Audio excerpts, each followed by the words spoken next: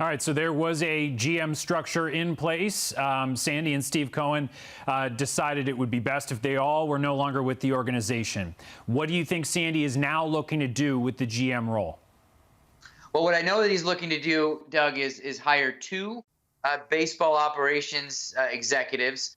You could call one a president of baseball ops and one a GM. Often you have to do that in order to get permission to interview people, give them a title bump. But those things are a little bit academic. It's just a top guy and then a lieutenant.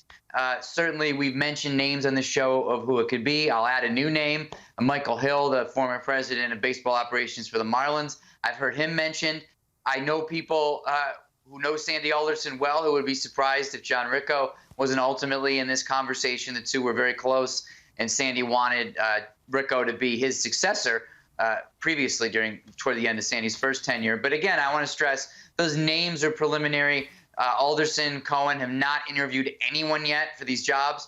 They didn't work for the Mets or own the Mets until today, so it's early on in that. In the meantime, as we've said before, Sandy Alderson is going to be running this team as he moves forward in this offseason. Right, so we know what's on Sandy's plate right now. You mentioned he's going to be running the team right now.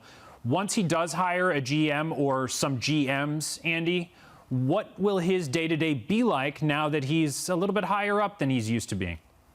Actually, even a lot higher up. He's in. What I was told today is everyone in the organization, everyone who works for the Mets, reports to Sandy Alderson. Obviously, the one exception would be Steve Cohen, as the one person above Sandy is the owner of the team. But he is before he was the GM. You're just a cog in the whole organization when you're GM. You have nothing to do with business ops. You have nothing really to do with communication. That's not your department. You work with the communications department. But all these departments, you don't report to the GM.